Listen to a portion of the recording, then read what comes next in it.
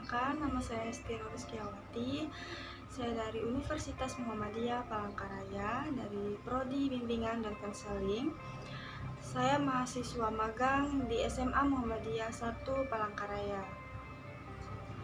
Di sini saya akan menjelaskan terkaitnya materi saya tentang makna belajar.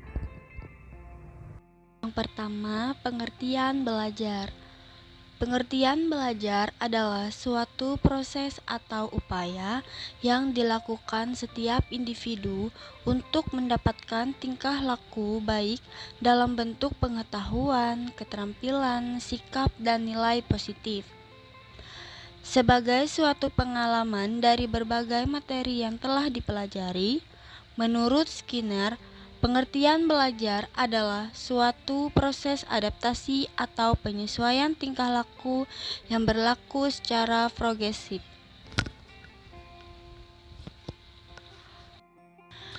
Di dalam belajar terdapat tujuan belajar. Yang pertama, untuk memperoleh pengetahuan. Hasil dari kegiatan belajar dapat ditandai dengan meningkatnya kemampuan berpikir seseorang. Jadi, selain memiliki pengetahuan baru, proses belajar juga akan membuat kemampuan berpikir seseorang menjadi lebih baik. Dalam hal ini, pengetahuan akan meningkatkan kemampuan berpikir seseorang, dan begitu juga sebaliknya, kemampuan berpikir akan berkembang melalui ilmu pengetahuan yang dipelajari. Dengan kata lain, pengetahuan dan kemampuan berpikir merupakan hal yang tidak dapat dipisahkan. Dan yang kedua, menanamkan konsep dan keterampilan. Keterampilan yang dimiliki setiap individu adalah melalui proses belajar. Penanaman konsep membutuhkan keterampilan, baik itu keterampilan jasmani maupun rohani. Tiga hal dalam ini, keterampilan jasmani adalah kemampuan individu dalam penampilan dan gerakan yang dapat diamati. Keterampilan ini berhubungan dengan hal teknis atau pengulangan. Sedangkan keterampilan rohani cenderung lebih kompleks karena bersifat abstrak. Keterampilan ini berhubungan dengan penghayatan, cara berpikir, dan kreativitas dalam menyelesaikan masalah.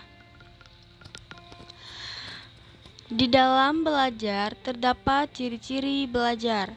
Yang pertama, terjadi perubahan tingkah laku atau kognitif, afektif, psikomotor, dan IK yang dapat diamati maupun yang tidak dapat diamati secara langsung.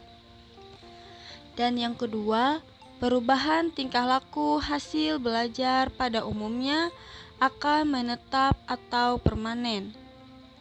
Yang ketiga, proses belajar umumnya membutuhkan waktu tidak sebentar, di mana adalah tingkah laku individu. Yang keempat, beberapa perubahan tingkah laku yang tidak termasuk dalam belajar adalah karena adanya hipnosa, proses pertumbuhan, kematangan, hal gaib, mukjizat, penyakit, dan kerusakan fisik.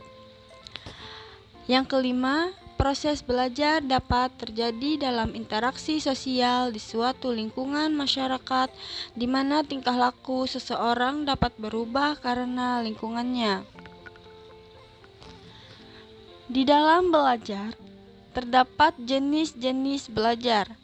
Yang pertama, belajar rasional, yaitu proses belajar menggunakan kemampuan berpikir sesuai dengan akal sehat atau logis dan rasional untuk memecahkan masalah. Yang kedua, belajar abstrak, yaitu proses belajar menggunakan berbagai cara berpikir abstrak untuk memecahkan masalah yang tidak nyata. Yang keempat, belajar keterampilan, yaitu proses belajar menggunakan kemampuan gerak motorik dengan otot dan urat syaraf untuk menggunakan keterampilan jasmaniah tertentu. Yang keempat, belajar sosial, yaitu proses belajar memahami berbagai masalah dan cara penyelesaian masalah tersebut. Misalnya, masalah keluarga, persahabatan, organisasi, dan lainnya yang berhubungan dengan masyarakat. Selanjutnya, saya akan menjelaskan strategi belajar. Istilah strategi berasal dari bahasa Yunani, yaitu strategos, yang berarti keseluruhan usaha, termasuk pemahaman atas perencanaan, cara dan teknik untuk mencapai tujuan. Strategi dapat dipahami secara garis besar panduan untuk bertindak dalam usaha mencapai sasaran yang telah ditentukan. Strategi merupakan serangkaian tindakan sistematis yang dilakukan untuk mencapai tujuan tertentu secara efektif.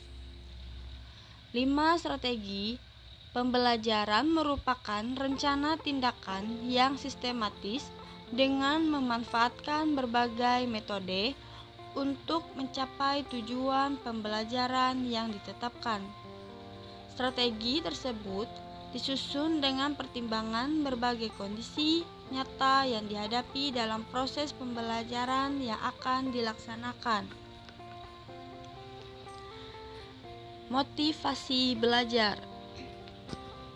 Motivasi belajar adalah keseluruhan daya penggerak dalam diri siswa yang menimbulkan kegiatan belajar, yang menjamin kelangsungan dari kegiatan belajar dan memberikan arah pada kegiatan belajar, sehingga tujuan yang dikehendaki oleh subjek belajar itu dapat tercapai. Demikian dalam belajar. Prestasi siswa akan lebih baik bila siswa memiliki dorongan motivasi orang tua untuk berhasil lebih besar dalam diri siswa tersebut. Sebab ada kecenderungan bahwa seseorang yang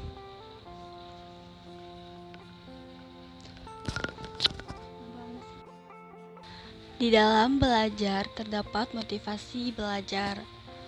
Motivasi belajar adalah keseluruhan daya penggerak dalam diri siswa yang menimbulkan kegiatan belajar, yang menjamin kelangsungan dari kegiatan belajar, dapat memberikan arahan pada kegiatan belajar, sehingga tujuan yang dihendaki oleh subjek belajar itu dapat tercapai. Demikian dalam belajar.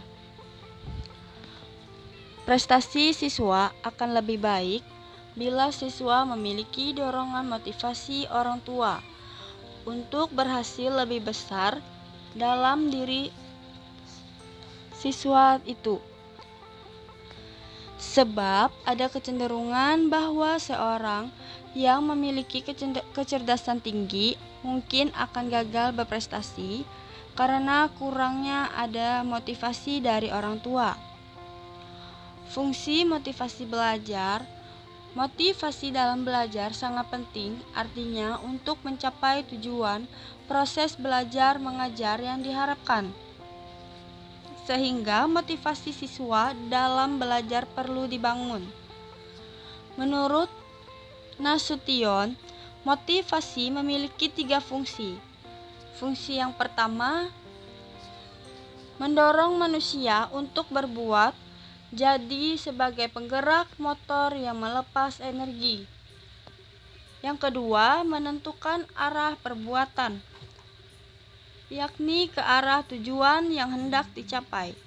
Yang ketiga, menyeleksi perbuatan yang harus dikerjakan yang serasi guna mencapai tujuan, dengan menyisihkan perbuatan-perbuatan yang tidak bermanfaat. Di dalam motivasi belajar terdapat jenis-jenis motivasi belajar. Motivasi intrinsik. Menurut Priyitno, motivasi intrinsik adalah keinginan bertindak yang disebabkan oleh faktor pendorong dari dalam diri individu. Tingkah laku individu itu terjadi tanpa dipengaruhi oleh faktor-faktor dari lingkungan. Tetapi individu bertingkah laku karena mendapatkan energi dan pengaruh tingkah laku dari dalam dirinya sendiri yang tidak bisa dilihat dari luar. Motivasi ekstrinsik, menurut Sudirman, memberikan definisi motivasi ekstrinsik sebagai motif-motif yang menjadi aktif dan berfungsi karena adanya perangsang dari luar.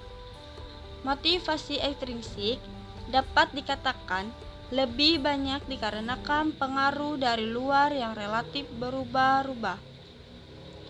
Dari beberapa definisi di atas dapat disimpulkan bahwa seseorang yang bermotivasi ekstrinsik melakukan sesuatu kegiatan bukan karena ingin mengetahui sesuatu, tetapi ingin mendapatkan pujian, hadiah, dan sekian penjelasan dari saya mengenai materi makna belajar. Semoga teman-teman bisa memahami penjelasan yang saya sampaikan.